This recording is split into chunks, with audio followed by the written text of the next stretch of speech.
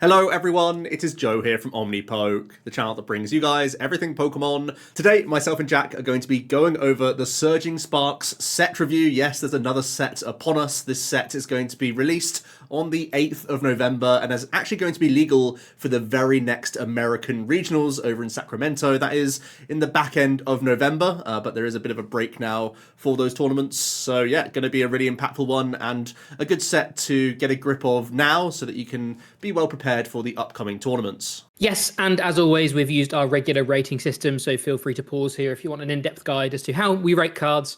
We've also got some community ratings as usual as well. So thanks so much for the nearly 200 people that rated some of these cards. It's always really good to see the insight between the community and our ratings. But yeah, on to the trainers. And we're going to start with the A-specs as usual. The first is Megaton Blower, which we've rated a 3-star. This is an item card that says discard all Pokemon tools and special energy from your opponent's Pokemon and discard a stadium in play. So immediately, this feels like a very anti-Lugia card. One of a few that we've had over the past few sets, which is quite interesting.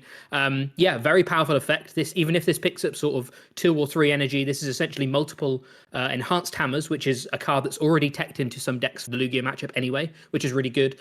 Dealing with lots of like multiple instances of gift energy and mist energy and even legacy energy, being able to deal with that all at once is definitely really powerful.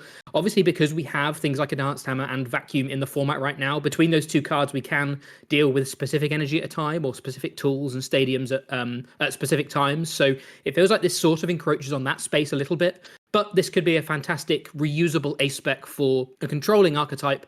Typically, one of the best ways of dealing with some of these controlling archetypes as of late has been just playing the Lugia deck. It often has a very good matchup into those, but having Megaton Blower could actually shore up that matchup a little bit more, which is very interesting. So it'll be interesting to see whether some of these controlling archetypes decide to adopt this as their A-spec. Now, committing a whole A-spec to just one matchup is quite a commitment, especially when there are some other very powerful A-specs out there right now for the controlling strategies. But it has typically been a thorn in the control deck side, so it could be worth it.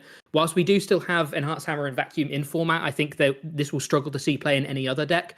But it does do a very good job of dealing with the headache that is Lugia right now. So could be an interesting one. I don't think it's going to see too much play outside of that, but could be a nice reusable A-spec for these controlling archetypes. Next up, we have Brilliant Blender. We're rating this a 3-star. It allows us to search the deck for up to 5 cards and discard them, then shuffle your deck. So it's kind of a spiritual reprint to Battle Compressor, which we used to get to play 4 of, but of course this one copy in the deck can discard 5 cards. That's a lot of aggressive discarding, and there are a couple archetypes, Cerulege EX being the sort of new card from the sets that can benefit from an effect like this quite substantially, where its Abyssal Flames attack is increased for each energy in your discard pile. So effectively, the Brilliant Blender acts as 100 damage immediately for Cerulege as soon as you draw into this A-spec.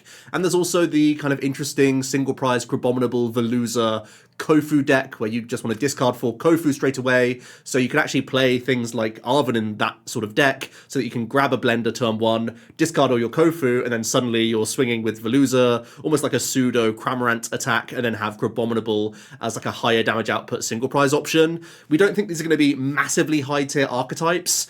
Firstly, because you're sacrificing other great A-specs, which is something we always have to compare these A-specs up against at this point. But also, it's like down to when you see these sorts of cards. Cerulege is going to be like a dump and draw archetype generally. So there'll be times where you draw the Blender and you've already discarded enough energy or whatever else, where it's not going to be high impact. But what is good about an archetype like Cerulege is that you're constantly like using draw supporters the whole time. So just filtering the deck out of the bad cards, even if they're not energy, is still going to help you in your goal of just making sure you have better cards available to you as you are sort of cycling towards the bottom end of the deck. So definitely suits these archetypes specifically. It's not a strong enough effect in any other archetype right now. We have enough other turbo style items that we don't have to worry about an effect like this, just discarding 5 and sort of helping you deck thin.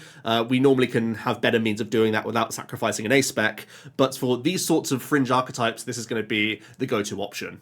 Next up, we have Scramble Switch. This is actually a reprint from back in 2012. So an A-spec that we've already used before, and it was quite successful back in the day. And I think it's still going to see some success in this format as well. It lets you switch your active Pokemon with one of your bench Pokemon. Then if you do, you may move any amount of energy from the old active Pokemon to the new active Pokemon. So essentially, you can kind of cash in on maybe a Pokemon that's taken a hit or something, can still be able to then get use out of those energy cards and not leave them stranded on something that may be destined to get bossed up later on. It actually makes chaining the Kieran attack in the Regidrago deck quite a lot more consistent than it maybe was able to be used before. I think typically a lot of the time when you Kieran early in these kinds of decks or in certain matchups, it can sometimes leave you in a bit of a mid-game sort of lull of what to do next and that kind of thing. But in a situation where we're able to use the Kieran attack once and then with the use of Teal Dance and some other switching cards, get a Teal Mask into the active and then scramble switch into another Regidrago, or even that same Regidrago again, you can actually then try and cure him again and sometimes take 6 prizes in just 2 attacks, which is very powerful. It also kind of works as like a mini fifth energy switch, which it's a little bit more complicated but can have some major benefits. And obviously with the use of Legacy Star, it means that you can kind of tailor your board state and be able to use scramble switch on exactly the turn that you need it if you have to discard it earlier on. I think there's still going to be a debate as to whether the deck will just play Prime Catcher or anything like that. I still think there's a big debate. Even that sort of like new age of playing Scoop Up Cyclone could still there's still an argument there, just because Regidrago is so good at being able to use the A spec on the perfect turn because it can reuse it basically whenever it wants. So I still think there's going to be a debate there, but it does definitely let you chain the Kieran attack twice, which can just be game winning sometimes. We've seen on streams in the past where games have just been decided because the Kieran has just dealt 110 to 3 like bench sitting Pokemon like Luminions and Rotoms and stuff like that. Just doing that a couple of times definitely feels like it's a little bit more achievable with Scramble Switch. Other options could be trying to move up energy from things like Sarda's Vitality or Glass Trumpet, or even just the energy on Teal Mask Ogerpon from its Teal Dance. So anything that's in the active, you can then sort of cash in on another Pokemon that you may want. Obviously, things like Sada and Glass Trumpet attached to 2 different Pokemon. So this is a way of kind of having a 5th energy switch or that kind of thing to get 2 energy onto 1 Pokemon. So yeah, definitely a lot of versatility there. I think we're just in a weird place where we have so many great A specs. It really has to, an A spec really has to provide a lot for its justification in a deck. And I think one of the only decks that can really do that, like I say, is Regidrago, because you are able to use it, sometimes use it twice, but also typically use it on the perfect turn. But even then, it's still going to be competing with some other great A specs. So I think it's going to be interesting to see whether Regidragos adopt this and try and just push these evolution decks even further out of the format than they already are in some extent. Next up, we have the Precious Trolley A-Spec. This allows you to search your deck for any number of basic Pokemon and put them onto your bench, then shuffle your deck. Stage 2s are kind of the archetypes that I think of straight away, where you want to have not only multiple of your Pokemon developed, but also sometimes have Manaphy down or extra engine Pokemon like backup Pidgeys, or of course that Dusknoir as well, which has made its way into so many of these candy decks, just because it's such a flexible ability to have. So having one Arven search to get this item and then guarantee yourself that full board could feel like a really, really good option. But bear in mind, you also have to commit your deck to like go first in a lot of situations, especially right now in the format, which means you still need to play that gluttony of Nest Balls and Buddy Buddy Poffins just to get in the game. You can't reliably find this trolley unless you're using a supporter effect. So you're not really like saving space in that regard, and if you just naturally draw into Poffins and Nest Balls and physical counts of your Pokemon anyway, then your A-Spec is immediately wasted because it's like just a bit better than a Poffin would be, and that's not what we're after when we really want to cash in on lots of other powerful effects that we have in the game right now. Where I do think the trolley is really intriguing is with these Pokemon where, again, you want to flood that board, but you don't have access to that Buddy Buddy Poffin, so you have over 70 hit points basics in your roster, and I think the Reggies could be an archetype with that, which hasn't really seen the light of day for a good amount of time now. But there is the possibility of Area Zero. You can trolley out your Terra Pokemon as well as enough Reggies to then get going pretty quickly with your Gigas. Now, you still need to discard a bunch of your energy, of course, so it's not like you're done immediately after one trolley, but you could have a much better time of getting those Reggies out quickly, and I think that's always the issue of the Gigas deck, is that you're constantly like missing pieces as you go, and the trolley could really allow some explosive turns with this kind of still low tier archetype. This set has loads of A-Spec cards, and there are 4 1-star ones, we think. There's the Amulet of Hope, which is a tool that lets you search your deck for 3 cards when one of your Pokemon is knocked out. Again, things like Lost Vacuum mean that your opponent can really easily turn this off, and these kinds of effects very rarely do well because they can be dictated by your opponent. Miracle Headset lets you add 2 supporters from your discard pile to your hand. Bit of a spiritual successor to VS Seeker, but that you could play in 4 counts. And a lot of the time, you don't need 2 supporters, you only need 1. We also have so much raw draw right now that Palpad is just good enough in a lot of the turbo decks, so it's not worth playing an A-Spec to do this when you, a lot of the time, can just late game Palpad and then like Fez or Mew or whatever and just draw into the supporters anyway. Enriching Energy is an interesting one. It lets you, it's a colorless energy, but when you attach it, you can draw 4 cards. Pretty powerful to just draw 4 cards, like pretty much uninterrupted, just as part of your energy attachment. The issue is there's not a huge amount of decks. One, there's not a huge amount of decks that have colorless in their attack cost right now. There's actually a lot of decks that require full colored energy. But 2, again, it's just not really powerful enough, and you need to recycle this realistically to get a lot of use out of it. One of the coolest combos of Enriching Energy is just pairing it with Pidgeot V, so you can attach it and like reshuffle it in and keep doing it that way. But there's not really a deck that particularly can apply that. Again, control decks are typically the only ones that play like the Pidgeot V style thing, and there's so many good control deck ace specs right now. This is never making the cut compared to things like Prime Catcher or even some of the ones we've talked about today. Yeah, there's just not enough use case for it really. And then finally, Energy Search Pro lets you search any number of different typed basic energy cards, put them into your hand, and then shuffle your deck. Basically, like a shout out to maybe Goldengo and like some random other like low tier archetypes. Goldengo is probably the best one, but Goldengo I think really benefits from other ace specs, and I don't think necessarily needs this card. I think it's doing well enough without that, and the other archetypes that would benefit from it, like the Grafaiis and stuff like that, just aren't strong enough. So yeah, very niche, very difficult to weave this into a specific deck, and not really going to be powerful enough for anything that's going to see high tier play. Onto supporters then, we have the Surfer, which allows you to switch your active with one of your benched Pokemon. If you do, draw it until you have 5 cards in your hand. So quite similar to an old Bird Keeper card that was always able to draw 3, whereas the Surfer isn't guaranteed to draw you those 3 cards because you're going up to 5. But you can, play your hand down, and sometimes Surfer is even better than Bird Keeper if you're able to really go down low, which isn't too difficult in a format right now of so many item options that are insta-playable.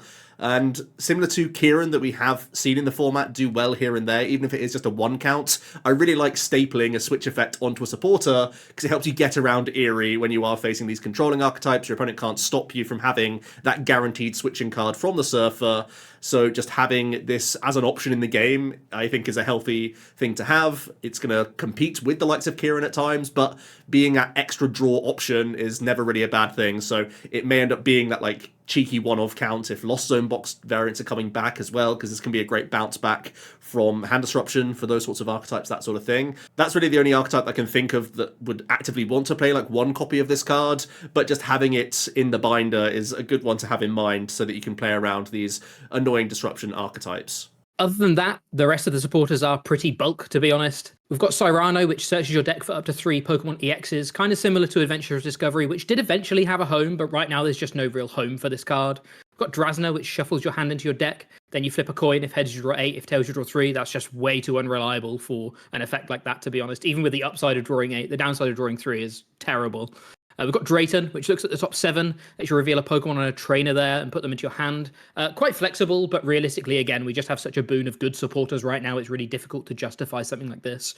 And finally, we've got Time, which lets you tell your opponent the name of a Pokemon in your hand, and you can put that Pokemon face down. They have to guess the HP of that Pokemon. If they guess right, they draw 4. If they don't guess right, you draw 4. These effects are never good enough. They're kind of fun, they're kind of exciting, but they're never good enough and never going to see play. You thought it was over, but no, there's more bulk supporters to get through. We have Jasmine's Gaze. During your opponent's next turn, all of your Pokemon take 30 less damage from attacks from your opponent's Pokemon. We have so many things that can just delete the active that 30 damage reduction isn't really enough. I'd normally expect this to be on like a tool or a stadium card, not spending your supporter for the turn. Lycia's Appeal allows you to switch one of your opponent's benched basic Pokemon to the active spot. If you do, the new active is now confused. It's a small buff on boss if you're only gusting basics, but you want the flexibility to gust anything, so boss is always going to be the better option.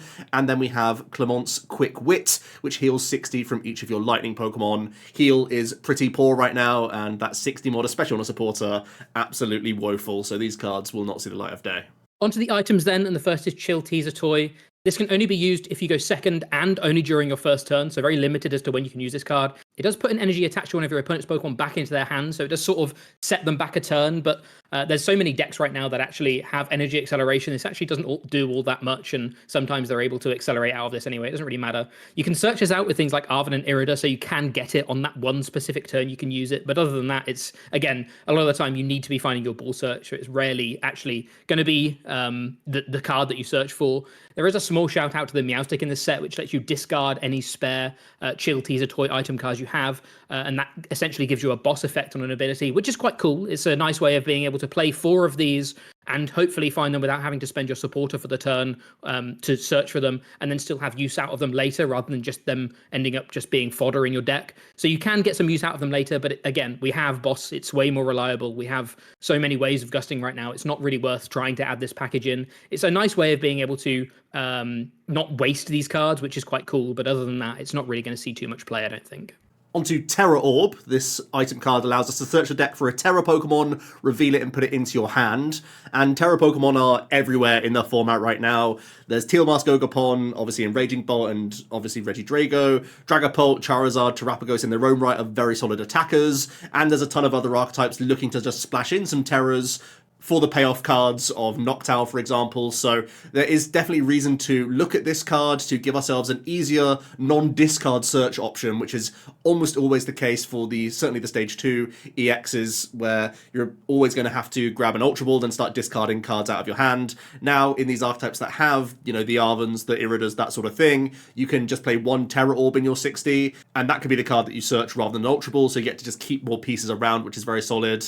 Also, of course, if you are leaning into a Noctowl engine, it means that you could possibly reduce the counts of the Terras themselves and instead go for Terra Orbs to still have decent odds of seeing your access to a Terra, but without having lots of 2-prize Pokemon in your list that you can start, which is obviously very terrible against these aggressive turbo racing archetypes. So you get to promote single-prize Pokemon in the opening, and then when you want to start using your Jewel Seeker, you can Terra Orb, find your Terra Pokemon, bench it, and then start flying with your Noctowls. So this is a versatile, strong option. I think the one thing you have to bear in mind is that this is always going to be like a supplement to your other ball search cards already in the 60, because it is so limited and no Terra Pokemon really draw too many cards. Like, yes, an Ogapon could get you one card that turn, but it's just a refund from the grass energy. So it's only ever going to be in the low counts, but it does allow you to make some cheeky tweaks with your deck building. Onto the bulk item cards, and once again, there's quite a few. We've got the Dragon Elixir, which heals 60 damage from your active Dragon Pokemon. Way too niche, not going to see enough play even in Dragon decks, to be honest. We've got Dusk Ball, which is a reprint from the Diamond and Pearl era that lets you look at the bottom 7 cards of your deck. You can reveal a Pokemon you find there and then shuffle the other cards back into your deck. It's essentially a Great Ball from the bottom rather than the top. Only minor shout out is it works well with Iono, but again, not really going to see any play. We've got Call Bell, which can only be used if going second and on your first turn, so similar to that Chill Teaser toy. As you search for a supporter card, reveal it, and put it into your hand. A very powerful effect if you could use it more frequently, but again, it's so difficult to actually find on the right turn. You're better off just playing more good supporters, to be honest. We've got the Meddling Memo, which forces your opponent to count the cards in their hand and then shuffle them to the bottom and then draw that many cards. It just doesn't do anything. The card actually doesn't do anything at all. If they're holding combos, they're going to be able to draw back into them. It doesn't really do anything other than give you negative card advantage. And finally, Deduction Kit lets you look at the top 3 and put them back in any order, or you can shuffle them and put them onto the bottom. Again, doesn't really do all that much. These cards very rarely see play without a very strong draw engine, and we have such good draw right now. We don't need to tutor the right thing to the top. We can just draw so many cards at the moment. We're going to draw into what we need most of the time. Getting onto the tools then, we have the returning tool Counter Gain. If you have more prize cards remaining than your opponents, attacks used by Pokemon this card is attached to cost 1 colorless less. This is a very powerful and versatile option, especially because we have such great searchful tools in the format right now, with the Arven Supporter, with Town Store, that we have no problem getting to use this card as and when we need it, when we are falling behind, to get some lovely reductions on certain attackers. Of course, Pidgeot EX is a very dangerous archetype that is very comfortable sitting from behind, so you can very easily have discounts on some very dangerous attackers. We've seen the Lost Headbutt Bouffalance previously, even when you had to attach to this over 2 turns. Now you can burst this out onto any sort of board state if you're behind, so that you can start Lost Zoning energy immediately. It also opens up Genome Hacking, which is one of the most versatile attacks that we possibly have in the game. So a Mew EX can go Counter Gain Double Turbo, and suddenly you're copying anything just out of nowhere, which is very, very dangerous for archetypes that can weave this in. There's other cards coming out even in this set, like Slacking EX, that might take a look at this card, where you don't want that reduction of double turbo energy and instead want to go for a single attachment plus the counter gain, so you're not worried about the minus damage that a double turbo provides.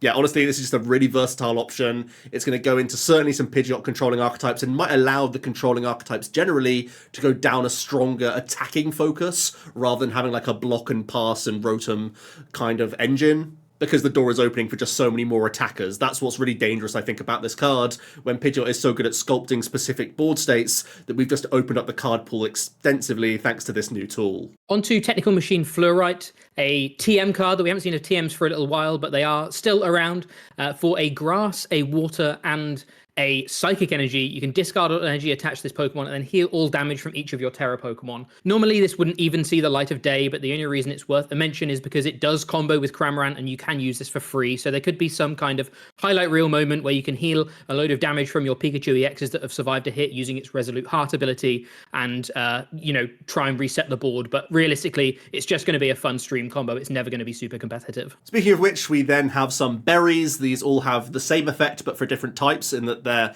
damage is being reduced by 60.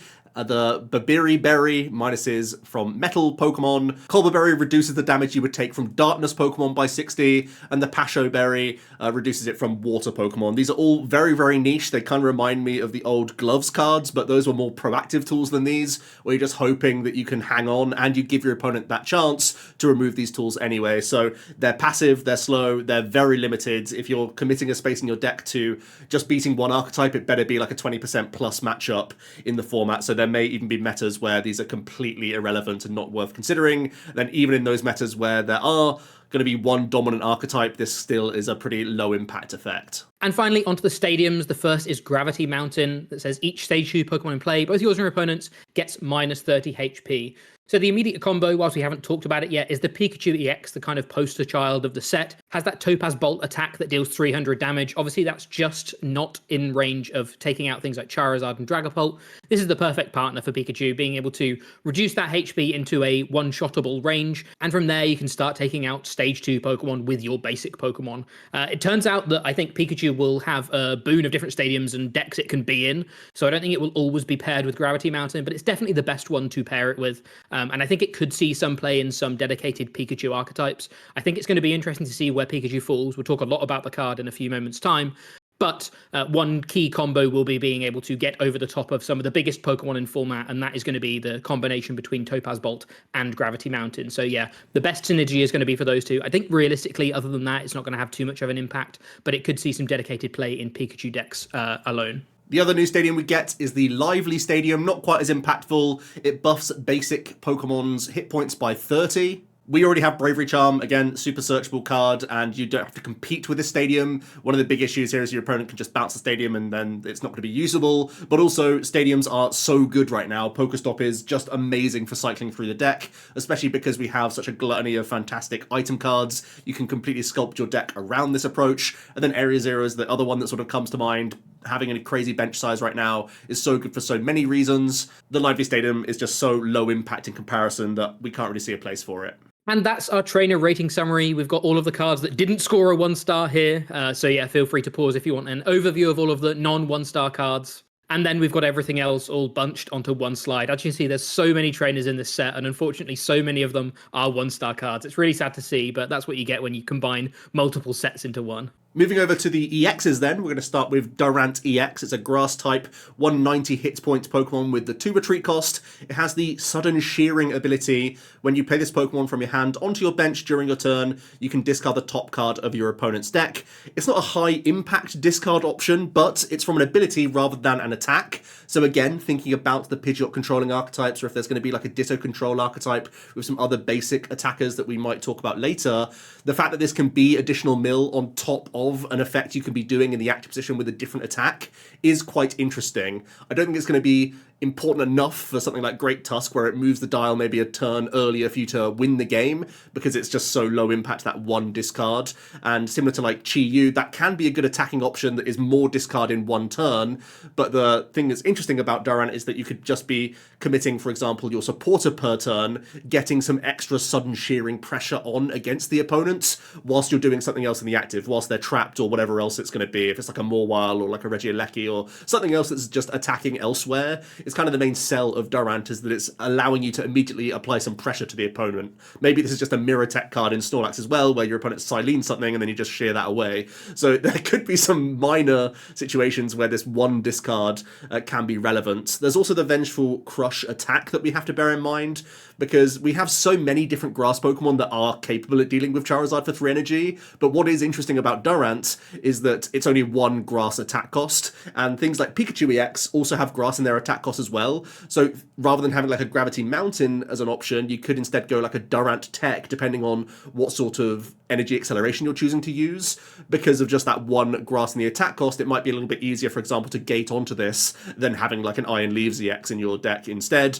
The Vengeful Crush does 120 plus 30 more for each prize card your opponent has taken, so there'll be a lot of turns during the game where you will be able to KO that Charizard quite comfortably, and then maybe in some matchups you can KO some like 2 prizes later down the line as well. So a fairly reasonable card if you're worried about Charizard, but we already have seen so many grass options to deal with Zard anyway, that it's not really like a new standout thing that only Durant can achieve. It's just maybe a slightly easier one that you can weave into your 60. But yeah, not necessarily like a horrific card, but it's going to be one of these not very high impact options that could find its way squirming in as like a 1 count into these controlling decks more than anything else. Next up is Ceruledge EX. It's a 270 HP, Stage 1 Fire-type Pokemon. It's a Terra Pokemon as well, keep that in mind.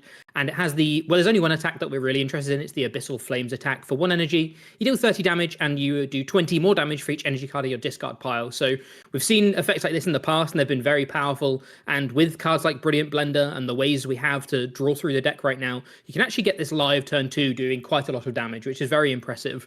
Brilliant Blender is obviously a great option for this deck, but I think you can actually get away with not necessarily always playing it, because we have so many ways of drawing so many cards at the moment. We have Squawkabilly, we have Carmine, we have Research, we have lots of ways of being able to draw and discard our hand at the moment, which can mean Abyssal Flames can quite quickly be getting up to the 2-shot range, but it can even be getting to the point where it's one-shotting. In our early testing, it was one-shotting some, even things like Charizard, not too, quite early into the game. So it does ramp up quite quickly. Obviously, you do get to a position where you have to be quite careful with your resources. You sometimes have to burn a lot of cards and then have a mini resource management period in the late game where you have to work out what you need to make it through the rest of the game without decking yourself out or anything like that. But it's quite a fun archetype, and it's one that's seen a decent bit of success in Japan so far as well, which is quite cool. There could be some interesting combinations here with things like Origin Form Palkia as well. Obviously, Star Portal letting you reattach energy is great for maybe just other alternative attackers. You've always got things like Greninja, which naturally fits really well into the deck as well, for like a different angle of play that your opponent may not be expecting. They may be expecting you to just like turbo through the active as quickly as possible. So being able to surprise a Greninja on them is quite cool. Similarly, not too many Japanese lists were using Regidrago V-Star, but we think the V-Star power on Regidrago is really, really good for this deck. It lets you, again, discard 7 cards. A lot of the time, that's just trying to boost your damage output. But it does mean that you can then get back pieces that you need that you may have had to discard in the early turns, things like Carmine and Research, burning resources early, that you can then carry on sort of churning out attackers turn after turn. So yeah, it's quite a simple archetype. It doesn't do anything too flashy, but we were both surprised in our early testing as to how consistently it could actually be dealing some pretty threatening damage. So yeah, nothing sort of fancy, nothing sort of special, just a pretty consistent beat stick deck that really benefits and draws on all of the different ways we have of drawing and discarding our hand right now. And it turns out we're in a great format, or we have a great pool of cards for Ceruledge right now to be able to boost that Abyssal Flames damage. Onto Milotic EX, it's a 270 hit point water type stage 1, has the Sparkling Scales ability, preventing all damage and effects of attacks from your opponent's Terra Pokemon done to this Pokemon. As we stated earlier, Terra Pokemon are ruling the game right now, but that doesn't necessarily mean that Milotic is going to be this fantastic walling option. In fact, it's already less versatile than something like Mimikyu that we have in the game.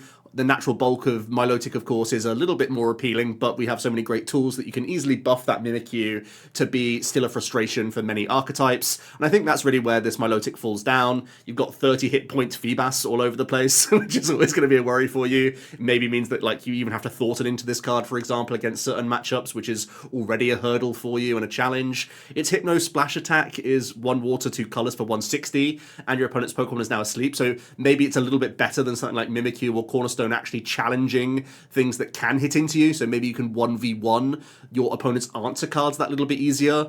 But even then, I still feel like it's going to be either paired alongside more Mimikyu and Cornerstone and be more of like a here's lots of attacking walls style deck. You know, we've already seen Mimikyu Ogerpon as this like Crispin attacking option, but typically they perform just far worse than the general control strategies that we could formulate anyway. Already competing with stuff like Farigiraf EX in format, which isn't doing too much and not really impressing. So it's an ability we have to be aware of, but nothing that we haven't already seen in the format from some of the better basic options that we have available. Plus, it only takes that like one cologne that's already showing up in, you know, Charizard decks, the Dragos, that sort of thing, Palkia variants, lots of things play cologne already, and that's going to get through Milotic with ease.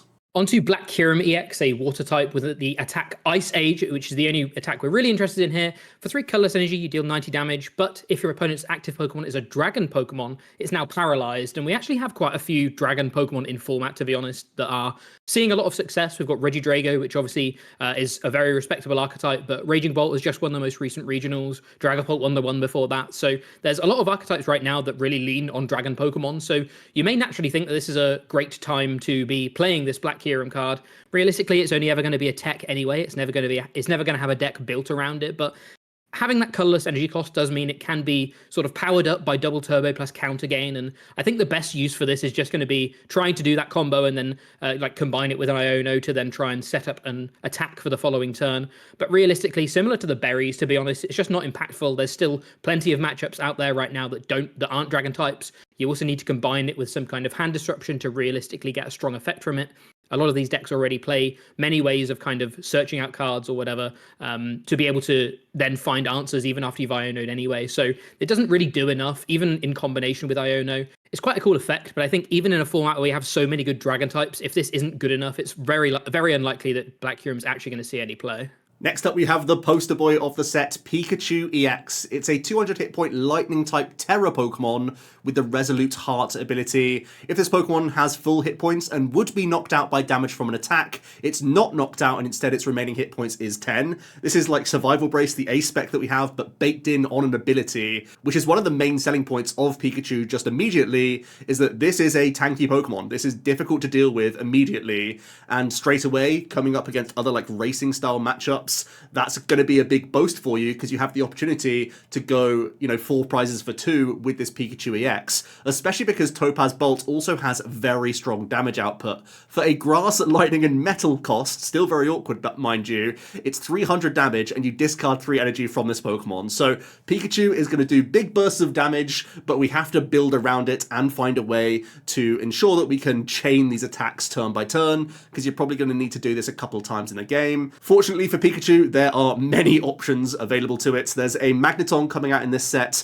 which can knock itself out and allow you to attach 3 basic energy from your discard pile to your lightning Pokemon in any way that you like, so that immediately gets a Topaz Bolt ready to rumble. There's Joltik from one of the previous sets, allowing us to search our deck for 2 grass and 2 basic lightning and attach them to our Pokemon in any way that we like. One of the main downsides of these sorts of attacks typically is that your opponent can just boss the thing you're trying to attach your energy to and take 2 prizes, but thanks to Resolute Heart, that's not going to happen with Pikachu. Joltik can power up 2 Pikachu, just being 1 attachment away on each of them, and even if your opponent wants to pick off one of those Pikachus, all they can do is punch into it and set you down to 10 hit points. Also, the fact that Pikachu is both a lightning and Terra Pokemon gives us access to so many more opportunities. Miraidon EX can tandem unit out multiple Pikachu, or Pikachu Joltik, or Pikachu Magnemite. It can also get things like Iron Hands in the mix as well, which is another, expensive attack costing partner, so having Magneton in your deck that can then go towards Iron Hands, obviously a good deal that we've seen in the past. So there's a lightning direction you could go down. We could also look towards the Terra side of this deck. You can cherry pick all sorts of one-ofs in your deck and completely build your list around that. And of course, there's Mirage Gate. When you're playing 3 different types of energy, you can always think about Pikachu just being like a one-of in that list to have that burst damage output option. Again, there's already been a number of strong lightning types that have made it into Lost Zone box. There's already been some decent grass types that have made it in as well. So those energies aren't unfamiliar to the archetype, so it could slot in quite nicely. there's actually even more options for Pikachu in terms of acceleration, where Crispin can get you a direct attachment plus one from hand, and of course you're going to have lots of different energy in your list, and possibly you're just one Crispin and one Crystal away from getting a Pikachu out of nowhere as well. Of course, would commit your A-Spec, but if it means you're dealing that 300 damage, that's pretty good, to be honest with you. There's even the Power Glass tool that you could just have on a Pikachu, knowing that you have the Resolute Heart ability, meaning that when you've discarded those three, you immediately get that refund of one energy, so next turn you're just a Crispin attachment away once again. So the synergies don't even stop there, because there's also the option of Glass Trumpet, because this is a Terra Pokemon that could go onto some Blissey EXs, and then you Happy Switch. I know this has been like a failed attempt with Galvantula in the past, but Galvantula was just an extra stage 1 Pokemon that didn't have any other like naturally strong traits. It was like middling to low damage output, trying to be disruptive, whereas churning and burning through 300 damage a turn with this really annoying ability could be absolutely phenomenal for you. So that's all the ways we can power up Pikachu, but what might we want to pair with Pikachu? So things like Defiance Band and Maximum Belt, we've already mentioned it can sometimes struggle to deal enough damage to get over stage 2 Pokemon. So that in combination with things like Gravity Mountain, there's plenty of ways of us getting over the line to be able to deal with some of the bigger Pokemon in the format. So plenty of options there. The only thing worth noting is that obviously there are a couple of ways around the Resolute Heart ability. We've already mentioned Cancelling Cologne being in a handful of decks right now, and theoretically your opponent can Cancelling Cologne, then completely forget about the ability, and all of a sudden Pikachu goes down to 200 HP with no real defenses, and it is quite fragile. And similarly, Hawlucha is in a handful of Regidrago decks here and there, but could, if Pikachu takes off, be seen in plenty of different decks, especially in combination with various other cards we have in format, where you can just put a damage counter on the Pikachu EXs, essentially rendering the ability useless because Pikachu has to be at full HP for the ability to be online. And then at some point, whenever they decide to deal with the Pikachu, they only have to deal 190 damage. They don't have to worry about even dealing 200. They just deal with it as if it was any normal Pokemon. So there are ways around the ability, but that being said, the card is so unbelievably flexible. We built like 3 or 4 lists within about half an hour, different, like completely different lists for Pikachu. So there's so many ways you can play this card. It's undoubtedly going to see some play. It could be in Lost Box, it could be in its own archetype, it could be in Miraidon. There's so many ways you can play this card. It's going to be very impactful and is going to be very, very versatile going forward. On to Latias EX, another very versatile card. This is a basic 210 HP Psychic type with the Skyliner ability. It says your basic Pokemon have no retreat cost. That's very powerful. A lot of the time, these basic decks often have to play high counts of things like Switch Cart, sometimes even switches as well, because they want to be able to move in and out of the active. They want to be able to promote things and get extra draws and send the right Pokemon to the active whenever they can. And sometimes that can lead to deck space issues. You have to play plenty of switching cards and stuff like that. But having one Latias on the board completely negates all of that. It means you can send up your things like Entei, your Raikus, get that fleet-footed value, then go into your attacker, or maybe even send up just you have no worries about sending up anything after a knockout, anything like that. There's so many basic decks right now that just are very happy to see a card like this, just a bench-sitting support Pokemon that doesn't really do anything other than make your turns a whole lot less of a headache. You can just promote something, draw your card, and then start to make decisions from there. We're in a format where we have so many aggressive decks. I can naturally see this fitting into quite a few different decks. I think all of the turbo decks, bar Roaring Moon, which already has Petulant EX, can definitely see this. I can say definitely see this slotting into. It actually almost pushes a new archetype. We've seen the Entei Teal Mask deck do well in Japan before, but it almost felt like it was missing a piece, and this could be that missing piece. Being able to cycle between a couple of Enteis and get a couple of additional draws could be just enough to push that archetype over the line. But even the successful ones we have right now, like Raging Bolt has 3 retreats, so having to always have the Mew in play or something to be able to promote after a knockout is sometimes a bit of a headache, especially if your opponent might be trying to target down because it's one of your draw power cards as well. So it's going to be nice for a lot of different decks. There's obviously still benefits to things like Switch Cart. There's still block lacks in the format, and obviously the healing from Switch Cart is definitely relevant into things like Drago and Dragapult. So there will definitely still be uses for the Switch Carts, but it's almost for their supplementary effects rather than necessarily reducing the retreat costs. I think the biggest thing holding it back from being a 5-star potentially is just the fact that Mew is in so many decks right now. The decks sometimes naturally have a free retreater anyway, and because whilst Mew draws cards, so does Fezandipity, and a lot of the time people are going to be targeting Fez instead of Mew. Mew is sometimes under a little sort of guise of protection where it's not actually the best target for opponent to take down. So there will be situations where Latias doesn't really do much because you still have the Mew in play, but I think there will definitely be turbo decks that decide to play Latias and Mew for very different reasons and just have that additional support from Skyliner being able to basically turn everything into a Mew and sort of take away the headache of what to promote after a knockout following your opponent's turn. Next up we have Sylveon EX, a really interesting Stage 1 Psychic Terror Pokemon with 270 hit points and 2 retreat. It has the Magical Charm attack. For 1 Psychic, 2 colours, you deal 160, and during your opponent's next turn, attacks used by the defending Pokemon do 100 less damage. This is far worse than something like a Goodra, because the effect isn't on a Sylveon, it's on the opponent's defending, so if they find a way to move in and out of the active, then it's completely ignored, or if you've taken a KO with the attack, it doesn't do anything, so Sylveon's not actually that tanky. Plus 160 damage is terrible. You're not KOing anything, you're not even two-shotting some stuff, so yeah, this really isn't a great attack, but where it does get interesting is the Angelite attack. For 1 water, 1 lightning, 1 psychic. Yes, I know that attack cost is horrific, but you can choose 2 of your opponent's benched Pokemon and shuffle those Pokemon and all attached cards into your opponent's deck, with the caveat that you can't use this if you did it on the previous turn. But we have actually seen this effect on a previous Sylveon GX back in the day, and it was just a GX attack, so it was just a once-a-game style effect. Back then, players found avenues to completely wipe board states off an effect like this, and having an option to do this multiple times potentially, even though it's not back-to-back, could still be devastating and could open up lines of play for you to just checkmate on a future turn. Of course, we are a Terra Pokemon, so there is the likes of Glass Trumpet and Sparkling Crystal that could come into play here, especially because Eevee itself is a colourless Pokemon, so you don't have to do any crazy shenanigans moving those energies onto different Pokemon, allowing you to save a bit of deck space to make it happen. Speaking of which, the Eevee is actually very good. It has the boosted evolution ability. As long as it's in the active, you can evolve during your first turn or the turn you play this. So you can trumpet up a bunch, then immediately get into the active and evolve into your Sylveon. So your opponent may be caught immediately off guard by this effect as well, which could be a really devastating swing turn. Me and Jack have really gone back and forth on this effect because we know how powerful it's been in the past. But the fact that Sylveon doesn't really do much else, and its attack cost is also a little bit bizarre, has held us off right now. We're being a little bit skeptical, but we know that this effect is very strong. Maybe it's one of the cards that lies in wait to see more evolutions to make something like this come together. Next we have Archaludon EX, a 300 HP Stage 1 EX Pokemon, which is huge to be honest. It's got the Assemble Alloy ability. It says when you play this Pokemon from your hand to evolve one of your Pokemon during your turn, you can attach up to 2 basic metal from your discard pile to your metal Pokemon in any way you like. So this is a really strong ability because it lets you essentially miss your turn 1 energy attachment, which almost sounds like a bad thing, but sometimes it's really good. It means that you don't need to worry about having to dig to find an energy because you always get 2 additional attachments when you actually evolve into this, which is very powerful.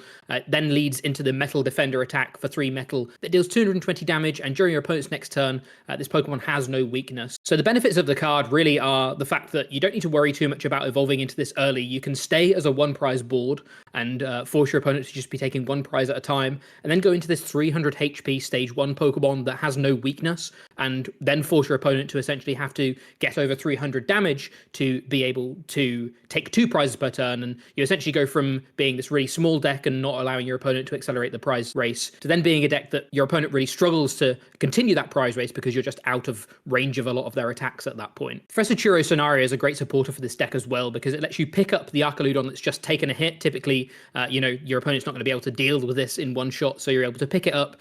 You're not too worried about discarding all the energy because you can just evolve a benched Duraludon into an Archaludon again, use that Assemble Alloy ability, and carry on using Metal Defender. We also have the 1 prize Archaludon from the previous set that has the Metal Bridge ability as well, which gives all of your Pokemon that have a metal energy attached free retreat. So, you have a lot of versatility with this kind of build as well. The final thing to note about the Archaludon is actually the Duraludon from the Stellar Crown set, which has the Raging Hammer attack for 3 energy that dealt 80 damage, and the attack does 10 more damage for each damage counter on this Pokemon. So maybe you're not able to get KOs yourself with 220 damage. It's quite good at dealing with sort of basic Pokemon, but it struggles to deal with maybe V-Stars and stuff. But with the Relicanth that we've seen, we can use its ability to copy the Raging Hammer attack and start dealing much higher damage than Metal Defender's base 220 to start trading up into things where normally you wouldn't be able to. And Duraludon's raw hit points compared to things like Charmander's is just a big boast to not have to worry about some of the sniping and archetypes that put damage counters on your bench. You have 130 HP, so you don't need to worry about them taking multiple Duraludons out in a turn, and you're able to then get into the Archaludon and then start dealing damage quite effectively. Onto a Stage 1 Dragon Pokemon then, we have a Alolan Exeggutor EX. It also has 300 hit points, it also has a 3 retreat cost, it has the Tropical Frenzy attack for grass and water, dealing 150, and you can attach any number of basic energy cards from your hand to your Pokemon in any way that you like. And it also has the Swinging Sphene attack, where you flip a coin, if heads, knock out your opponent's active basic Pokemon, if tails, knock out one of your opponent's benched basic Pokemon. You may think that despite this being a coin flip, it's like a win-win, but it's really not, because there can be situations where your opponent only has a one prizer in either the active or the bench, so the flip is actually throwing you off your prize map if it goes wrong. And of course, there can be situations where your opponent has an evolved Pokemon in the active position or no basics on the bench. So yeah, this coin flip is a major risk. This is just a terrible attack, really. The Tropical Frenzy may be an interesting option in Regidrago V-Star, where it's like the first attack you can do, but we've already seen things like Dragonite in the past, and that's never made it into Regidrago. It's not a high enough impact attack, especially when we have things like Scramble Switch now anyway. So yeah, I feel like this is just never going to make the cut in a Regidrago list. Next up, we have Slacking EX, a 340 HP Stage 2 EX Pokemon with the Born to Slack ability that says if your opponent has no Pokemon EX or V in play, this Pokemon can't attack. Normally, Slackings have this kind of like limiting ability, but actually I think this is one of the best ones it's ever had, because there's so many EX and V Pokemon in decks right now. There's Fez is basically in like almost every deck, Mew, Luminion, Rotom. There's so many different bench sitting EX and V Pokemon right now. This ability essentially doesn't really do anything. There's very, very rarely going to be situations where your opponent doesn't have one of these in play, and if they don't, they're not going to have the draw power from Fez and things like that. So there's like, they already have quite a weak board state, so the ability doesn't really feel like a downside compared to some of the Slackingers we've had in the past. There's also the one prize Slacking with 180 HP, which is another one prize, like another huge one prize Pokemon that your opponent might have to deal with if they don't have an EX or V in play and you can't attack with the Slacking. It has the Slacker's Head Strike attack, which for 3 energy deals 240 damage, but with reversal energy you can power this up in a turn. And again, it kind of works as one of these archetypes where you're probably going to lose a prize early to a Slack Off or something going down, and then from there you're kind of playing from behind. You're then able to trade up with some very powerful attacks from both the Slacking EX and the Baby Slacking. Slacking EX itself has the Great Swing attack for 2 energy. That deals 280 damage, so that's already incredibly efficient in terms of the energy to damage ratio. You do have to discard an energy from Slacking to use the attack, but that's no real downside. You're getting so much value out of just one attack. You're dealing with things like Regidrago V-Star in one hit if you're not using a double turbo, which is just fantastic. Things get a little bit more awkward if you do use double turbo. 260 is a much worse number, but again, still very respectably two-shotting pretty much everything, and there's plenty of ways we can get around using double turbo with Slacking too. Some of those workarounds include the new counter gain tool alongside something like a Boomerang energy or maybe even a Jet energy in the deck as well, because you have high retreat cost all over the place, and also your single prize Slacking does like to nap a lot of the time, so having a few of these splash into the deck list could be a great way for you to ensure that you're great swinging through those V-Stars very, very capably. There's also, of course, some great color support for Slacking, and that's actually one of the bigger boasts of this archetype, really, is that we have the Fan Rotom that can get 2 Slack Off as well as that Pidgey down for you, so you have really good access to your turn 2 stage 2s from just one early game Ball Search. At the same time, that 340 hit points is mammoth, so having the option to Sharon's Care is another great one to have available to you. We've seen Charizard and Dragapult play things like Churro very often, so weaving in a Sharon's Care, never really a bad shout for a quick search list. I think Slacking's going to be quite capable at ploughing through the basic attacking decks as well as the V-Star matchups, but I think it's really going to fall down against these stage 2s where your damage output just doesn't quite add up. Charizard's obviously going to get there in the late game, and Dragapult can do lots of setup plays that Slacking's not really capable of competing with. And the other thing to bear in mind is that because you are constantly discarding those energies, there can be those awkward situations where quick search is guaranteed to get you an attachment rather than that like game-winning boss or other combination card that you require. So this one's going to be a meta-dependent one. If there's lots of basic attacking archetypes in stage 1s, Slacking's going to be performing fantastically, but it doesn't really have a leg to stand on into the other stage 2s. And finally, onto some bulk EXs. We've got Hydreigon EX, a dark type that has the Crashing Headbutt attack for 200 that discards the top 3 of your opponent's deck. That's quite efficient, but we already have a great dark type Terra Pokemon right now in Charizard. I don't think we really need another one. An Obsidian deals 130 and 130 to 2 of your opponent's bench Pokemon for 4 energy. But the problem is we have so many Terra Pokemon right now, they actually ignore this damage. We also have Manaphy in format and stuff like this. So sometimes you'll be using 4 energy to deal 130 damage. That's just way too weak. We have Tatsugiri EX, a 160 HP Dragon type with a Surprise Bump attack that goes through all effects and deals 100 damage. But again, for fire and water energy, it's quite inefficient in terms of energy cost. And then Cinnabar Lure attack that lets you look at the top 10 of your deck and put any Pokemon you find there onto your bench. A highlight reel card for sure, but again, the deck composition of a deck like this is just bizarre and will never really be hyper competitive. And finally, Cyclizar EX with the breakthrough attack that deals 130 and 32 on your opponent's bench. Not really strong enough in this day and age. And the Zircon Road for a Grass, Fire, and Psychic that deals 180, and you can draw 5 cards. That's, again, a very powerful effect, but just not good enough on a basic in today's day and age. And once again, there's more bulky X's we can pull from this set. Palisand EX, a 280 hit point psychic type, has Sand Tomb for 3 colours, dealing 160, and the defending Pokemon can't retreat. And then the Barite Jail attack for water, psychic fighting, horrible attack cost, can put damage counters on each of your opponent's bench Pokemon until it has 100 hit points remaining. Doesn't really matter when Jax just mentioned that spreading can't be done on Terras anyway, and that's the large majority of things that are going to be littering the bench. Maybe it sets up some Devo plays, but we already have so many more efficient and easier ways of doing that with other attackers. And then there's the Flygon EX, the stage 2 with 310 hit points, fighting typing. It has the reversing Storm attack for 1 fighting. You deal 130 and switch this to the bench. Yeah, sure, you can throw up your Klefkis, you can throw up your Mimikyus, that sort of thing. But we already have Alakazam in format, which is doing nothing right now. And then there's the Sonic Peridot attack for water, fighting, and metal, dealing 100 damage to each of your opponent's Pokemon EX and Pokemon V. This isn't affected by weakness or resistance. Again, similar to the Hydreigon, we don't need this effect right now. We already have Regidrago that can do that with Akiram, so we don't need this at all. And again, there's just more versatile attacking decks that can do this a lot easier. And on some non-Terra bulky X's, we've got Scovillain, which has the double type ability that means it's a grass and a fire type, quite cool, but not really powerful enough. When the attack Spicy Rage for 2 fire does 10, plus 70 more for each damage counter on this Pokemon. There's a lot of Pokemon that can just knock Scovillain out in one shot at the moment, so you're not actually going to get any value out of Spicy Rage. We've got Killer Wattrel EX, a 260 HP lightning type with the return charge attack that lets you switch to the bench and attach up to 2 basic lightning energy cards from your hand to this Pokemon. Again, it's just going to get bossed up and knocked out. And the Thunder Lance attack, which deals 40 damage plus 40 more for each lightning attached to this Pokemon. We've already seen a much better lightning type EX Pokemon in this set. And finally, the Flamigo EX, a 200 HP colorless type with a Precise Peak attack that deals 130 damage if you have the same amount of energy attached to your opponent's active Pokemon, and the Brave Bird attack, which deals 200, both of which are just inferior in comparison to things like Terrapagos right now. So there's our EX summary. The Pikachu and the Latias stand out. There's some interesting evolutions, and Durant might be worth picking up. And then there's the huge bulk slide of cards that just aren't good enough right now. So let's crack on into the single prize Pokemon. We have Paldean Tauros. It's a water basic with 130 hit points and 2 retreat cost.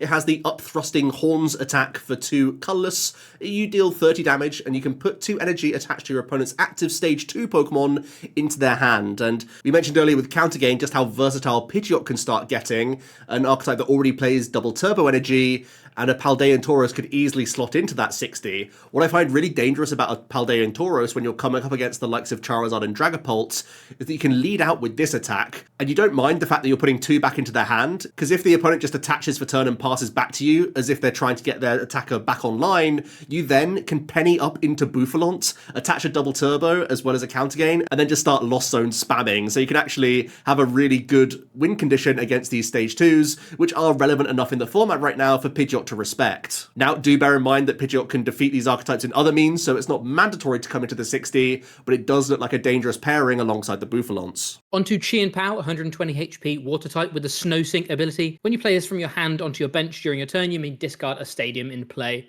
This kind of effect is always worth keeping in mind, keeping one in the binder, just because being able to have some kind of Pokemon-based stadium discard is quite important in certain situations, especially ones where we have sort of more controlling style stadiums in play.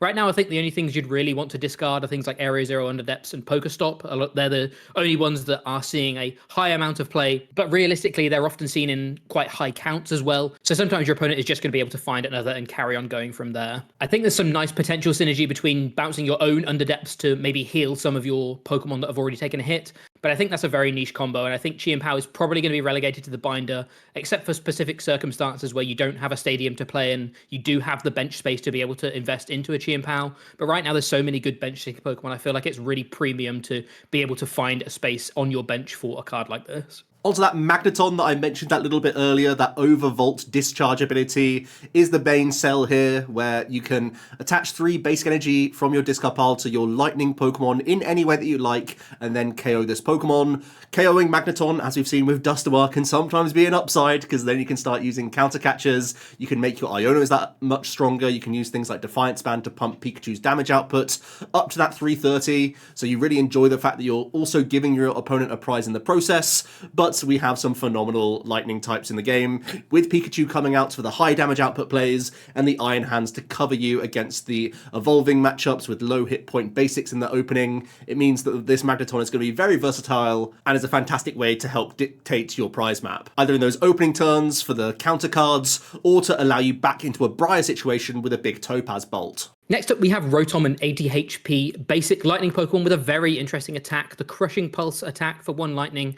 Your opponent reveals their hand and you discard all items and tools you find there. So yeah, very powerful potentially in some of the early turns or even some late turns where your opponent's like trying to amass a combo together to try and win the game. This could naturally see play in some decks that already play lightning energy. These turbo style decks like Miraidon and Raging Bolt often don't like leaving a 2-prizer in the active. So on turn 1 of the game, if they've maybe missed the Sada or the generators that they need to try and take a knockout, they can invest into a Crushing Pulse instead and try and leave a 1-prizer in the active whilst also discarding some important pieces from the opponent's hand to slow them down to then start racing on the following turn. This could also be the start of the show in a Ditto style controlling deck where you can have lots of different attacks, and this could be one of them, and then have Ditto copy a variety of different annoying attacks for your opponent to have to deal with. They're never going to really know what angle you're going to be going from because they're going to have so many options on your plate with Luminous plus Ditto. I think this is going to be really powerful at dealing with things like rare candy combos in some of these stage 2 decks. A lot of the time to be able to get like Candy Pidgeot plus Candy stage 2,